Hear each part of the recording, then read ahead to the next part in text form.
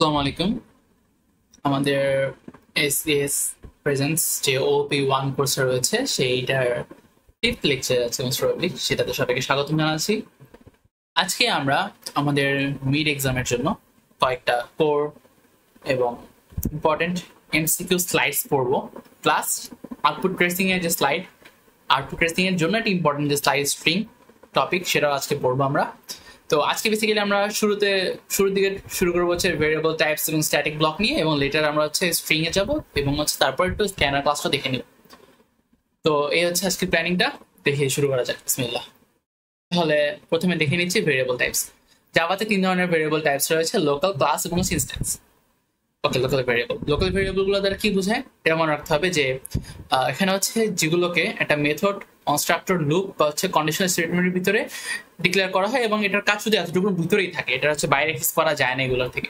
যেমন এখানে যে আমাদের যে এক্সাম্পলটা দেওয়া আছে, এখানে হচ্ছে পাঁচটার মতো ভেরিয়েবল রয়েছে, এখানে এ, এক্স, আই, ওয়াই, জেড, এই তিনটা নামে। তো আমি দেখতে পাচ্ছি যে এ এবং এক্স, এটা কিন্তু আমি হচ্ছে এই ভয়েড যে মেথডটা রয়েছে এই মেথডের শুরুতে ডিক্লেয়ার করেছিল এবং একটা প্যারামিটার দিয়ে আসছে, এবং এটা কিন্তু পুরো স্কোপ জুড়ে কিন্তু এগুলোকে আমি এক্সেস করতে পারতেছি।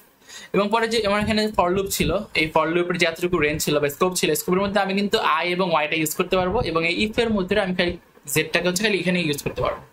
তো এই যেখানে দেখতে পাচ্ছি যে এই পাঁচটা ভেরিয়েবল আছে এবং প্রত্যেকটা হচ্ছে জাস্ট আলাদা আলাদা মেথড, আলাদা আলাদা লুপ এবং আলাদা আলাদা কন্ডিশন স্টেটমেন্টের ভিতরে ডিক্লেয়ার করা হয়েছে, এবং এই সকল যে ডিক্লেয়ার করা হয়েছে এই সেটার বাইরে এটা কোনো এক্সিস্টেন্স নাই, বাট এটাকে আমি এক্সেস করতে পারবো না, এটাকে বলা হচ্ছে লোকাল ভেরিয়েবল। সিম্পল। এখন হচ্ছে ক্লাস ভেরিয়েবল আর ইনস্ট্যান্স ভেরিয়েবলটা দেখে আসি। ইনস্ট্যান্স ভেরিয়েবলটা কি হয়েছে, এটা বেসিক্যালি হচ্ছে আমি ক্লাসে, সে একটা ক্লাস রয়েছে আমার, ক্লাসের নেম দিলাম এনিথিং। হ্যাঁ, তো ওই ক্লাসের ভিতরে আমার একটা অ্যাট্রিবিউটস রয়েছে বা একটা ভেরিয়েবলস রয়েছে, বা একটা মেথড দরকার আসলে ভেরিয়েবলসই আছে। এটাকে যদি আমি অ্যাক্সেস করতে চাই তাহলে তো আমার অবজেক্ট ক্রিয়েট করতে হবে। তাহলে ধরলাম একটা অবজেক্ট ওয়ান আছে আমার এবং অবজেক্ট টু আছে। তাহলে যদি সে বললাম নেম হয়, তাহলে আমার অবজেক্ট ওয়ান ডট নেম যেটা হবে ওইটা আলাদা একটা এন্টিটিকে শো প্রেজেন্ট করবে, এবং অবজেক্ট টু ডট নেম যেটা হবে সেটা হচ্ছে আলাদা জিনিসকে প্রেজেন্ট করবে। তার মানে কি, এটা হচ্ছে এই যে ইনস্ট্যান্স ভেরিয়েবল গুলো রয়েছে এগুলো হচ্ছে প্রত্যেকটা অবজেক্টের জন্য ইউনিক। ঠিক আছে। আর হচ্ছে এগুলোর একটা ডিফল্ট ভ্যালু থাকে যখন আমি ইনিশিয়ালাইজ করি, যদি আমি কোনো ইন্টিজার টাইপের বা এই টাইপের কোনো ভ্যালু ইনিশিয়ালাইজ করি তখন হচ্ছে এই ভ্যালুটা, ডিফল্ট ভ্যালুটা থাকে 0। আর যদি একটা অবজেক্ট ইনিশিয়ালাইজ করি তাহলে এটার ভ্যালু থাকে হচ্ছে নাল। তো এখানে আরেকটা জিনিস দেখতে পাচ্ছি ভিতরে, সেটা হচ্ছে those variables R created when an object of A class is created. মানে আমি যখন অবজেক্ট ক্রিয়েট করবো কেবল তখনই হচ্ছে আমার এই ভেরিয়েবল গুলো ক্রিয়েট হবে, বা ভেরিয়েবল তখন আমি এসে ইউজ করা শুরু করতে পারবো, এটা কিন্তু ইউজ করতে পারবো না।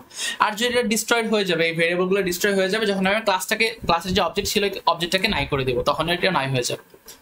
ওকে, তো ইট ক্যান বি, এটা হচ্ছে আমার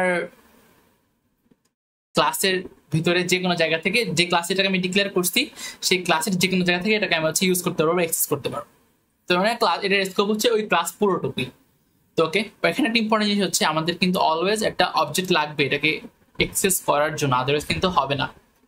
সিম্পল। এবার হচ্ছে ক্লাস ভেরিয়েবল একদম সেম। ডিফারেন্সটা হচ্ছে এটার হচ্ছে স্ট্যাটিক থাকে, এটা এই ভেরিয়েবলটা থাকে স্ট্যাটিক। তার মানে হচ্ছে এই যে ভেরিয়েবলটা থাকে, আমার যতগুলো অবজেক্ট থাকবে সবগুলো অবজেক্ট এটাকে শেয়ার করবে, মানে সবগুলোর জন্য এটার যে ভ্যালুটা সেটা সেমই থাকবে, চেঞ্জ হবে না। হোপফুলি বুঝছি। এবং যদি আমি ভিতরে ডেপথে যেতে যাই তাহলে হচ্ছে okay, it can be accessed anywhere from the class, it also can be accessed outside of the class. এই যে it can also be accessed from outside of the class, আমি যে ক্লাসে ডিক্লেয়ার করছি তার বাইরে থেকে এটাকে আমি ইউজ করতে পারবো, depending on its access modifier. সে আমার যদি এটা পাবলিক হয় তাহলে কিন্তু আমি ইউজ করতে পারবো, প্রাইভেট ছিল ইউজ করতে পারবো না। তারপর হচ্ছে we do not need any object to access it. এই একটা ইম্পর্টেন্ট, ভেরি ইম্পর্টেন্ট লাইন এমসিকিউর জন্য। এখানে আসলে এই স্লাইডগুলো কিন্তু খুব ইম্পর্টেন্ট, অলমোস্ট প্রত্যেকটা লাইন হচ্ছে এমসিকিউর জন্য ইম্পর্টেন্ট। তো we do not need any object to access it, এটা অ্যাক্সেস করার জন্য আমাদের কোনো অবজেক্ট দরকার হয় না। It is accessed using the class name. আমরা কি করি, নর্মালি অ্যাক্সেস করতে অবজেক্ট ডট অ্যাট্রিবিউটসটা কল করি না কিভাবে, কিন্তু আমি যেগুলো আমার হচ্ছে স্ট্যাটিক বা যে ক্লাস ভেরিয়েবলস থাকে আমার সেগুলো ক্লাসের নেম দিতে হয়, ক্লাসের নেম দিয়ে হচ্ছে ওই অ্যাট্রিবিউট বা ভেরিয়েবলের নাম দিতে হয়, তারপর হচ্ছে আমি ওটাকে কল করতে পারি। এই আর কি, all the objects of A class share the same memory for a class variable, যেটা আমি বললাম একটু আগে। আমরা হচ্ছে এগুলোর রিপ্রেজেন্টেশনটা দেখে নিই একটা এক্সাম্পল থেকে। এই হচ্ছে আমার এক্সাম্পলটা, এখানে দেখতে পাচ্ছি যে ক্লাসের ভিতরে আমার এখানে দুইটা ভেরিয়েবলস রয়েছে বা অ্যাট্রিবিউটস রয়েছে। এই দুইটা হচ্ছে আমার এখানে কি ইনস্ট্যান্স ভেরিয়েবল, রাইট? বিকজ এগুলো স্ট্যাটিক না। এখানে দেখেন আমার স্ট্যাটিক রয়েছে, তার মানে এটা হচ্ছে আমার ক্লাস ভেরিয়েবল। এবং এই ক্লাসের ভিতরে দেখতে পাচ্ছি একটা কনস্ট্রাক্টর আছে, কনস্ট্রাক্টরের ভিতরে যে একটা ভ্যালু প্যারামিটার থ্রুতে পাস হয়েছে। এগুলো কি? এগুলো হচ্ছে আমার লোকাল ভেরিয়েবলস, যেগুলো শুধুমাত্র আমি এই কনস্ট্রাক্টরের ভিতরে অ্যাক্সেস করতে পারতেছি। ওকে, আবার এখানে ডাবল ডেটা আসছিল, এটা কিন্তু আমার লোকাল ভেরিয়েবলস। তাহলে দেখতে পাচ্ছি এখানে যে কিভাবে এখানে এক্সাম্পল সেট করা আছে ভ্যালুগুলো। এবার হচ্ছে memory representation of different types of variables, right? এখন আমার কি বললাম যে আমার যে ইনস্ট্যান্স ভেরিয়েবলগুলো থাকে এগুলো প্রত্যেকটা অবজেক্টের জন্য ইউনিক, মানে প্রত্যেকটা অবজেক্টের জন্য আলাদা আলাদা মেমোরি অ্যালোকেট করা থাকে। কিন্তু আমার যেই ভ্যালুটা রয়েছে, ক্লাস ভেরিয়েবলটা রয়েছে, সেটা কিন্তু একটা হচ্ছে শেয়ার্ড মেমোরি থাকে। মানে এই মেমোরিটা কিন্তু এখানে যেমন দেখতে পাচ্ছি A1 এবং A2, এটা হচ্ছে আমরা দুইটা অবজেক্ট ক্রিয়েট করেছিলাম, এবং এই অবজেক্ট দুইটা ক্রিয়েট করছি যে এই অবজেক্ট দুইটার জন্য আমার যে স্ট্যাটিক যে ভেরিয়েবলটা ছিল সেটা কিন্তু মেমোরি একটা শেয়ার করছে। কিন্তু আমার যে ইনস্ট্যান্স ভেরিয়েবলগুলো ছিল সেগুলো কিন্তু মেমোরি শেয়ার করতেছে না, সেগুলো কিন্তু আলাদা আলাদাভাবে নিজেদের মন মতো ভ্যালু সেট করে রাখতে পারতেছে। কিন্তু যেটা আমার শেয়ার স্ট্যাটিক, সেটা কিন্তু আমার আলাদা আলাদাভাবে ভ্যালু সেট করতে পারতেছে না, দুটো কিন্তু সিমিলার ভ্যালু আছে এখানে। তো এই আর কি। আবার এখানে চাইলে আমি আরেকটা অ্যাকাউন্ট নিয়ে আরেকটা কি করলাম, অবজেক্ট ক্রিয়েট করলাম, বাট সেটাও কিন্তু মেমোরি শেয়ার করবে। সো ডাজন্ট ম্যাটার যে আমি কতগুলো ক্রিয়েট করতেছি, সবগুলো কিন্তু আলাদা আলাদা মেমোরি, সবগুলো কিন্তু এই যে স্ট্যাটিক ভেরিয়েবলটার ক্ষেত্রে সেম মেমোরি শেয়ার করবে।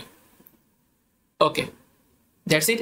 ওকে, এখানে একটা জিনিস দেখতে পাচ্ছি আমরা, এই জিনিসটা কিন্তু ইম্পর্টেন্ট। সেটা হচ্ছে কি করলাম যে আমি A4 নামে নতুন একটা অবজেক্ট ক্রিয়েট করলাম, এটাকে হচ্ছে আমি A2 তে, মানে A2 এর সাথে A2 equals to A4 equals to A2 করলাম। এটার মানে কি?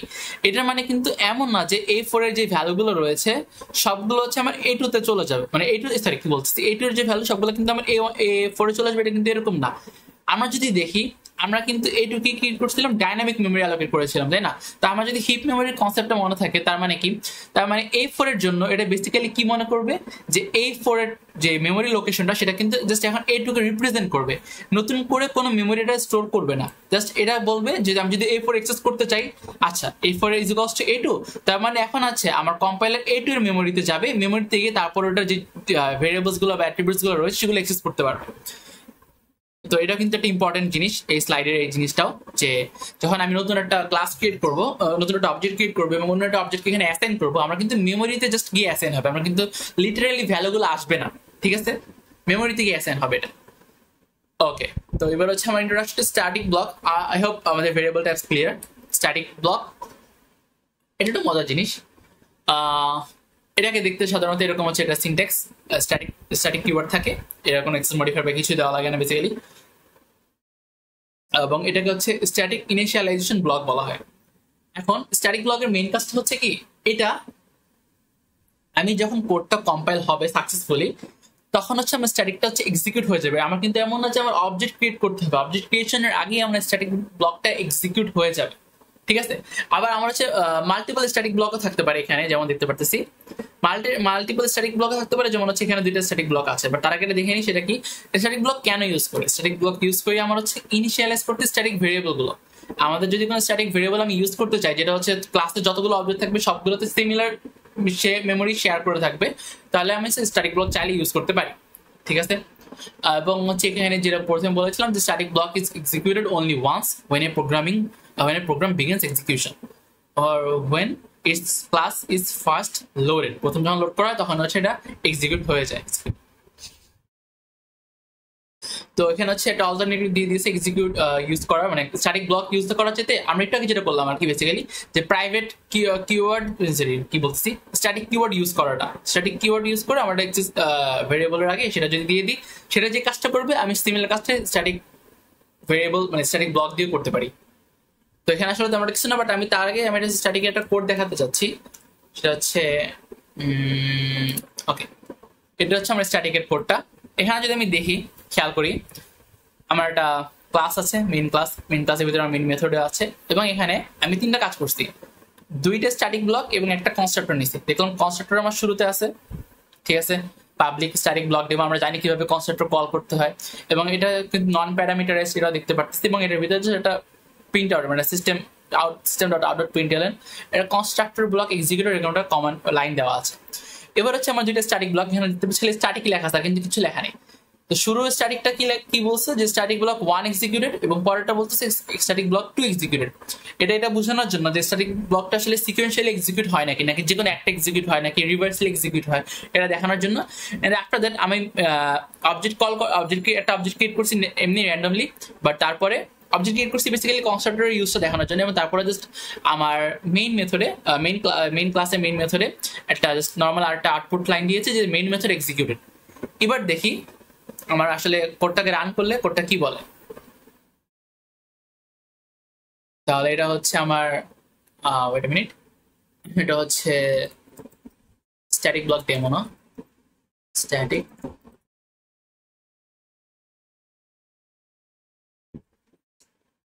শিফট উপরে কি মাইনাস মাইনাস মাইনাস। ওকে, এখন যদি দেখি তাহলে দেখতে পারবো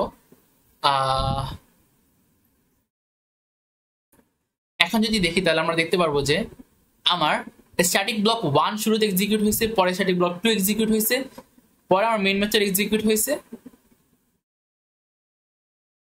ওয়েট এ মিনিট, আমি আসলে এখানে কিছু চেঞ্জ করেছিলাম আসলে, এই জন্য হচ্ছে আগেরটা শো করতেছে। আচ্ছা, শুরুতে হচ্ছে আমি এখানে কি করলাম, অবজেক্ট ক্রিয়েট করলাম, এবং অবজেক্ট ক্রিয়েট করা মানে যদি কনস্ট্রাক্টর থাকে সেটা কল করবে না, এবং তারপর হচ্ছে মেইন মেথডটা কল করবে। আচ্ছা, আমি আবার হচ্ছে ট্রাই করি।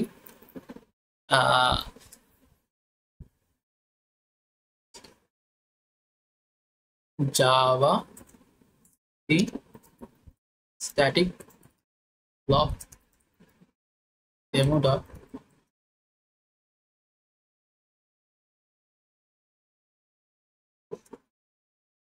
ওকে, এখানে কি হলো, এখানে আমার কোডটা যখন লোড হয়েছে, আমার ক্লাসটা যখন লোড হয়েছে, তখন সাথে সাথে কিন্তু আমার স্ট্যাটিক ব্লকগুলো এক্সিকিউট হয়ে গিয়েছে। তো শুরুতে স্ট্যাটিক ব্লক 1 হলো, স্ট্যাটিক ব্লক 2 হলো, বিকজ আগে হচ্ছে আমার এটা আসছে উপর থেকে যায়। তো প্রথমে আমার স্ট্যাটিক দেখছে এটা, দেন দেখছে এটা, এই জন্য প্রথমে হচ্ছে এটা প্রিন্ট করলো, দেন হচ্ছে এটা প্রিন্ট করলো। এবার হচ্ছে আমার কি করলো, আমার এখানে হচ্ছে অবজেক্ট, যেহেতু আমরা অবজেক্ট ক্রিয়েট করছিলাম, তাহলে এটা হচ্ছে কনস্ট্রাক্টর থাকলে ওটা কল করবে। কনস্ট্রাক্টরটা দেখলো যে বলেছে কনস্ট্রাক্টর ব্লক এক্সিকিউটেড, তাহলে কনস্ট্রাক্টর ব্লক এক্সিকিউটেড আসলো। তারপরে ওই পরের লাইনে আসলো কি, পরের লাইনে আসলে প্রিন্টিং স্টেটমেন্টে প্রিন্ট হয়ে গেল। তার মানে বুঝতে পারতেছি আমি যখন একটা স্ট্যাটিক ব্লক ইউজ করবো সেটা সবার আগে এক্সিকিউট হবে, তারপর হচ্ছে যদি কনস্ট্রাক্টর থাকে তাহলে কনস্ট্রাক্টর, তারপর হচ্ছে মেইন মেথড থাকলে মেইন মেথডের কোনো অন্য কিছু। এখন আর একটা জিনিস হচ্ছে, আমি একটু আগে যে লাইনটা দেখলাম যে আউটপুটটা ভুল আউটপুট যেটা ছিল আসলে দেখে মনে হয়েছে, এটা ছিল বেসিক্যালি আমার এটার জন্য। আমি যদি শুরুতেই লাইনটা প্রিন্ট করি, পর হচ্ছে অবজেক্ট কল করি, তাহলে কি হবে, তাহলে সিম্পল, তাহলে আগে এটা প্রিন্ট হবে, তারপরে যেহেতু পরের লাইনে কল কি করলাম, ক্রিয়েট করলাম, এই জন্য কনস্ট্রাক্টরটা তার পরের লাইনে আসবে। তাহলে যদি আমি আবার রান করে দেখাই এই জিনিসটা, Java C static block demo Java, এটাই তো ছিল না।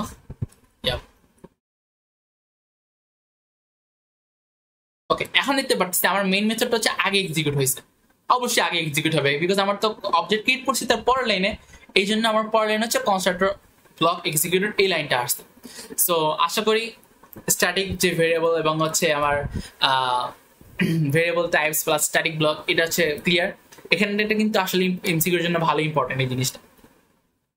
এবং এখন আসতেছি আমরা আরেকটি ইম্পর্টেন্ট জিনিসে, স্ট্রিং এ।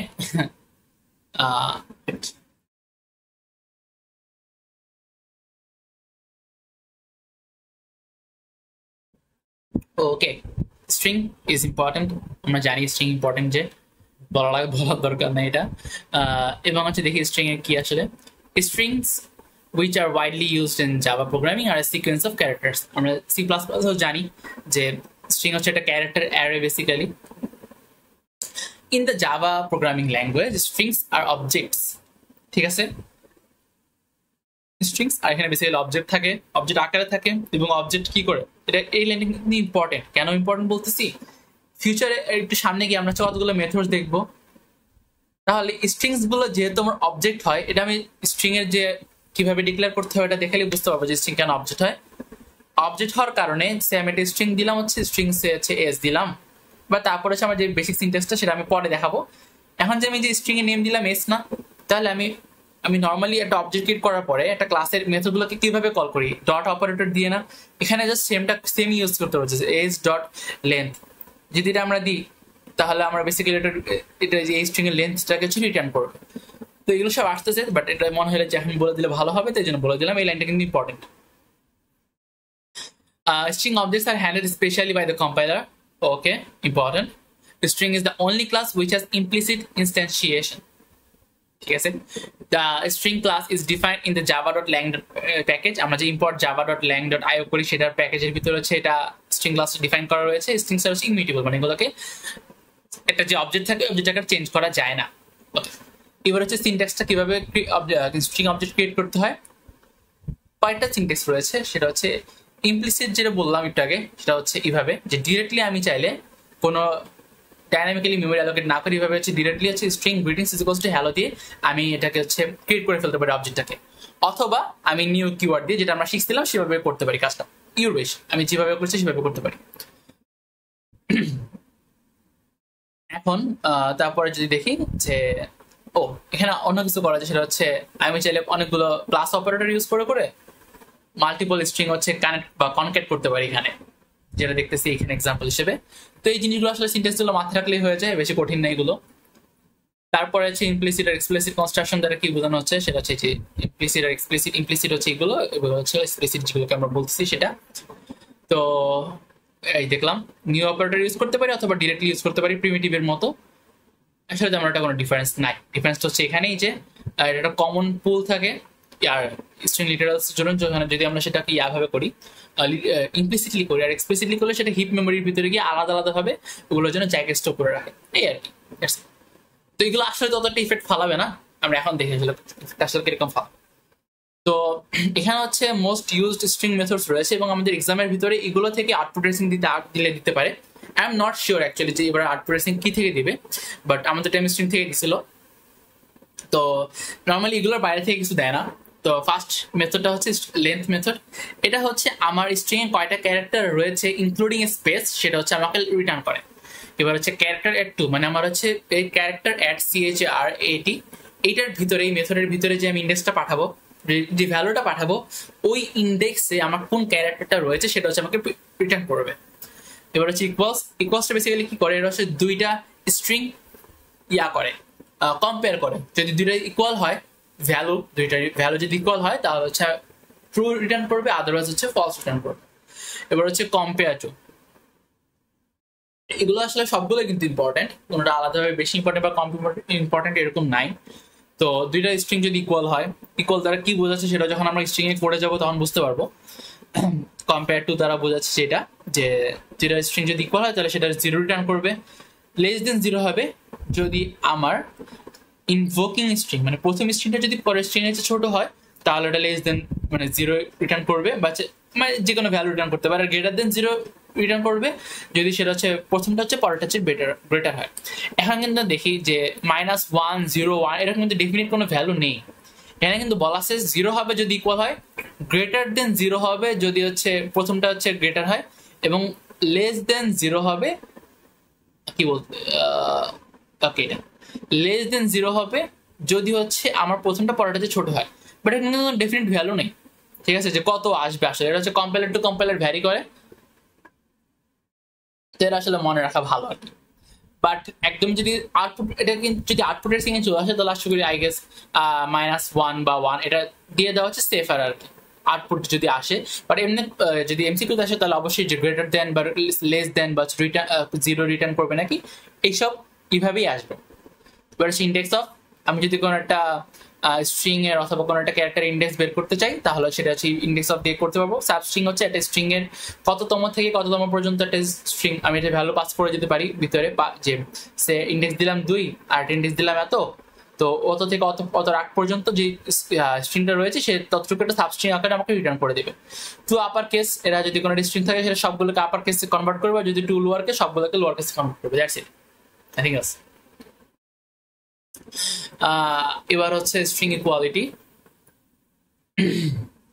এখানে হচ্ছে স্ট্রিং দুইটা ইকুয়াল নাকি এটা ইউজ করার জন্য আমরা হচ্ছে ইকুয়াল যে অপারেটরটা ছিল সেটা আমি ইউজ করতে পারবো না।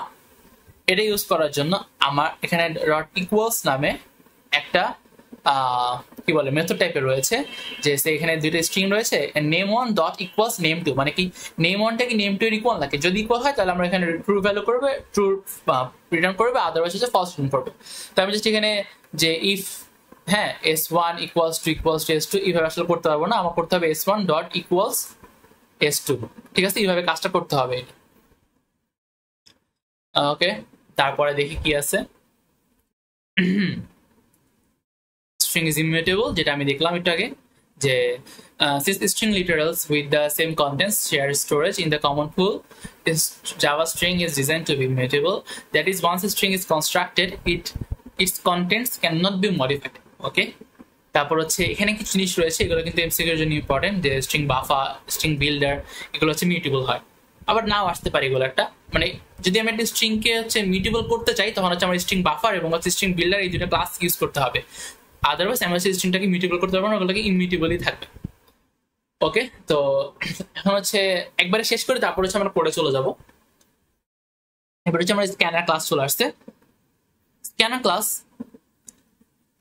আমাদের C plus plus cin যে কাজটা করতে কনসোলিন, সেটা হচ্ছে স্ক্যানার ক্লাস করে, কিন্তু এটা কিন্তু আলাদা একটা ক্লাস বলতেছি আমরা, ঠিক আছে। এবং এই ক্লাসটা থাকে হচ্ছে একটা প্যাকেজের ভিতরে, যেটা কিন্তু অনেক ইম্পর্টেন্ট একটা এমসিকিউ, যে জাভা ডট ইউটিল প্যাকেজ, এই প্যাকেজের ভিতরে হচ্ছে আমার স্ক্যানার ক্লাসটা থাকে। So, by the help of scanner in Java, we can get input from the user in primitive types such as integer, long, double, byte, float, short, এসব data টাইপের input আমি নিতে পারি Java class, scanner class use করার মাধ্যমে জাভার ভিতরে। তো এখানে ইউজ করার কিছু সিনট্যাক্স রয়েছে, তার আগে এখানে কিছু দেখি। এখানে হচ্ছে আমরা এখানে পড়া আসা উচিত, আগে দেখাইনি কিভাবে হচ্ছে ক্লাসের অবজেক্ট ক্রিয়েট করতে হয়। তার মানে কি, আমি এটাকে বললাম কি স্ক্যানার হচ্ছে একটা ক্লাস, রাইট, এবং তার জন্য আমরা হচ্ছে এই প্যাকেজটা ইম্পোর্ট করা দরকার, ইম্পোর্ট করলাম, সেটা হচ্ছে আমার মেইন ক্লাস। মেইন ক্লাসের ভিতরে একটা ক্লাস আছে স্ক্যানার, যেটা হচ্ছে আমার এই প্যাকেজ থেকে আসবে। এই প্যাকেজ থেকে আসার পরে একটা আমি অবজেক্ট ক্রিয়েট করছি, কার অবজেক্ট ক্রিয়েট করতেছি, আমি কিন্তু স্ক্যানার ক্লাসের অবজেক্ট ক্রিয়েট করতেছি। এবং এই সিনট্যাক্সটা হচ্ছে ইম্পর্টেন্ট, আমার এখানে অলওয়েজ প্যারেন্থেসিসের ভিতরে সিস্টেম ডট ইন এই লাইনটা পাঠাইতে হবে, মানে এই কোডটা বা এতটুকু লিখে পাঠাইতে হবে অলওয়েজ। তারপরে এবার হচ্ছে হয়ে গেল, এখন হচ্ছে আমার অবজেক্টের নাম কি, মাই অবজেক্ট দিলাম।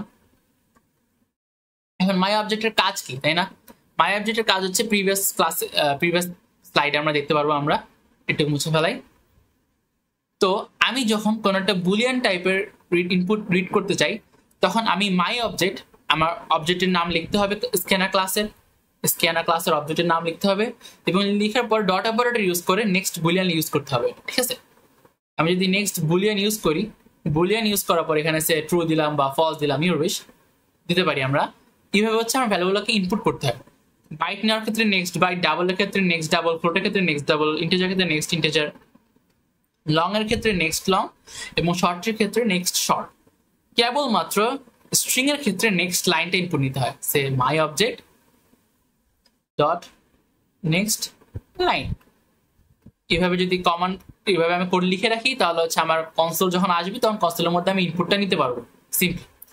তো এতটুকুই আসলে, এগুলা নিজের পড়া চেতে আসলে যদি তুমি আপনার সবাই নিজেরা ট্রাই করো, ওয়ান বাই ওয়ান ধরে ধরে জাস্ট আমি কিভাবে ইনপুট নিবো বা না নিবো, তাহলে হচ্ছে সিম্পলি বোঝা যাবে। তো এতটুকুই ছিল আমার স্লাইডের পড়া, এখন একটু পড়ে চলে যাই। ওকে, এবার হচ্ছে স্ট্রিং ডেমোর কোডটাতে চলে আসি। তো আমার হচ্ছে নটপ্যাড প্লাস প্লাস একটু মডিফাইড, আমি জাস্ট কনসোলে সবসময় যাওয়া লাগে না, আমার হচ্ছে বিল্ট ইন একটা কনসোল রয়েছে, তোমরা সেটা করতে পারো, বাট এখন আর করা দরকার নেই আসলে। তো কনসোলে যেভাবে আউটপুট আসবে সেম আউটপুট এখানে, আমি আসলে একবার দেখাই। লেট হচ্ছে না কেন,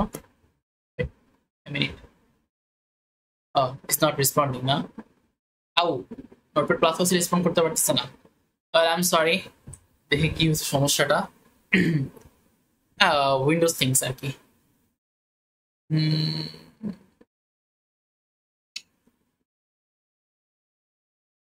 ইম্পর্টেন্ট টাইমে ঝামেলাগুলো হবে।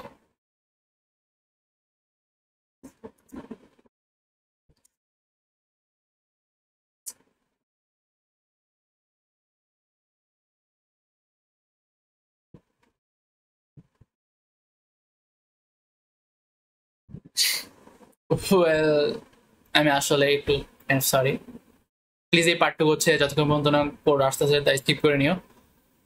I will have to delay. আপাতত পজ করছি। আচ্ছা, I am sorry about that যে আমার নোটপ্যাড প্লাস বসটা এখন হচ্ছে মানে কাজই করতেছে না। সো আমি এখন আপাততর জন্য ভিএস করে শিফট হয়েছি। সরি ফর ইট, অ্যাগেইন বলতেছি সরি। তো আশা দেখিনি, কোডটা দেখিনি আসলে কি হয়েছে এখানে। তো শুরুতে হচ্ছে আমাদের স্ট্রিং ডেমো একটা কোড রয়েছে এবং এখানটা স্ক্যানার কোড রয়েছে। তো আমরা স্ট্রিং ডেমো কোডটা দেখে নিই। এটা আসলে আমার আউটপুট। আউটপুটটা সাথে রাখলাম আমরা আপাতত পাশাপাশি। এখন হচ্ছে জাস্ট আমরা হচ্ছে আগে দেখবো কাজ করে নাকি, কোনো কোডের single by single input try করবো বোঝার জন্য। বেস করে অ্যাকচুয়ালি এটা মাঝে মাঝে কাজ করে, এরকম করে। এই যে প্যাকেজ ইনপুট করা আসলে ওরা বলে যে দরকার নেই, বিকজ হচ্ছে সবগুলো বাই ডিফল্ট থাকে।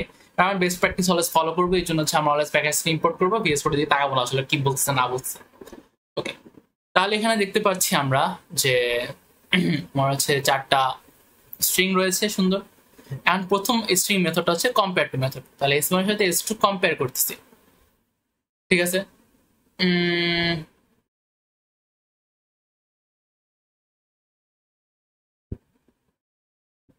আমি বুঝলাম না প্রথম লাইনটা কেন আসলো না। আচ্ছা বাদ দিই,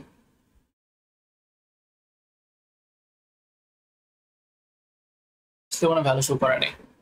ওকে, ও আচ্ছা, আমি জাস্ট কম্পেয়ার করতে পারি। এখানে হচ্ছে সিস্টেম ডট আউটপুট প্রিন্টএলএন করিনি, তো এই জন্য হচ্ছে এখানে কোনো আউটপুট আসেনি। এসব বাদ দিয়ে এটা ঠিক আছে এমনি লাইনটা, বাট ওটা আপাতত জাস্ট না লিখি। এবার হচ্ছে ইফ এলস দিয়ে থাকে।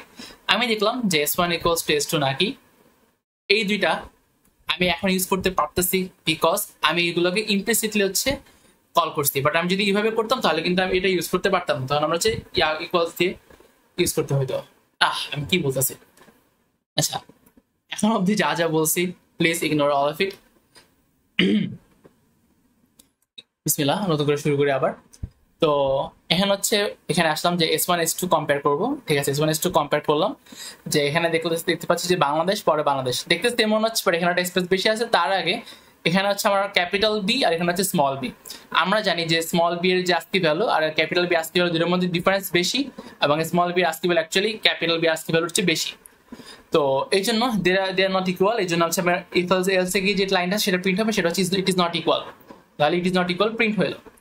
এবার হচ্ছে এস ওয়ানের লেন্থ বের করতে বলছে। তাহলে 1 2 3 4 5 6 7 8 9 10, তাহলে 10টা। তাহলে এখন যদি আমার 10 প্রিন্ট করি তাহলে 10 প্রিন্ট হবে, যেহেতু আমার হচ্ছে লেন্থ হচ্ছে 10 স্ট্রিং এর।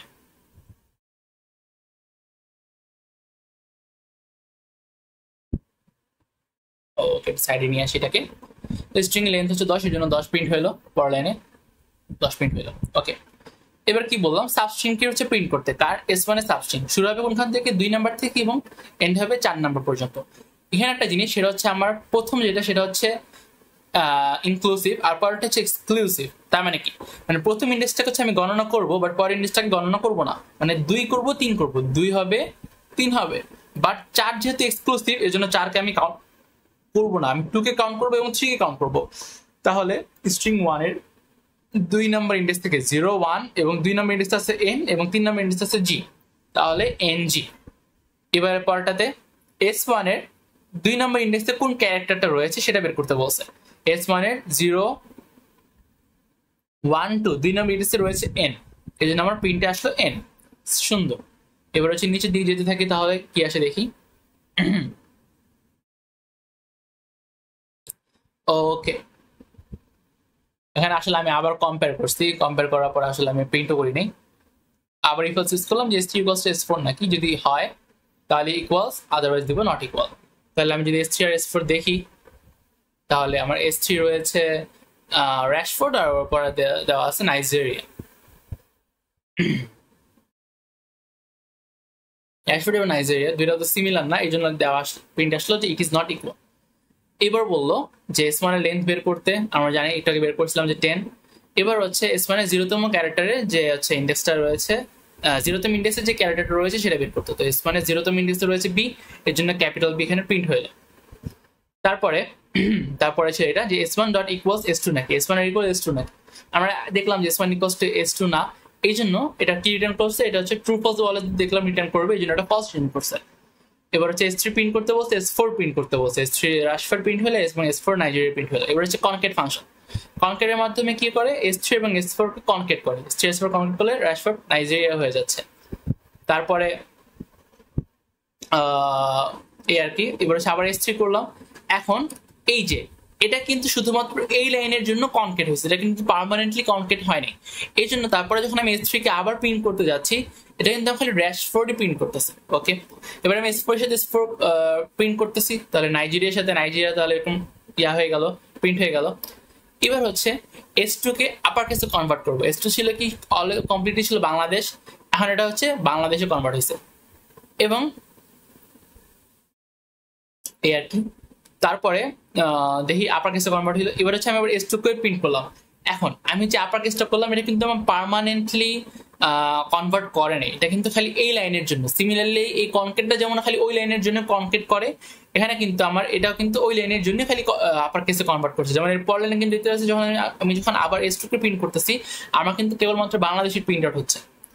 তারপরে যখন হচ্ছে আমার হচ্ছে এই যে s2 এর সাবস্ট্রিং নিচ্ছি 1 থেকে 11 পর্যন্ত, মানে কি 1 থেকে 10 নম্বর ইন্ডেক্স পর্যন্ত, তাহলে দেখতে পারবো যে বাংলাদেশ যেমন ছিল বি বাদে বাকিটুকু প্রিন্ট হয়ে গেছে সুন্দর মতো।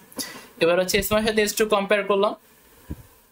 এখন আমরা জানি কি ইকুয়ালস তো রিটার্ন করে যে আমার ট্রু অথবা ফলস। কম্পেয়ার কি করে, নেগেটিভ একটা ভ্যালু রিটার্ন করবে যদি আমার প্রথমটা পরেরটা চেয়ে ছোট হয়, এবং পজিটিভ ভ্যালু রিটার্ন করবে যদি প্রথমটা পরেরটা চেয়ে বড় হয়।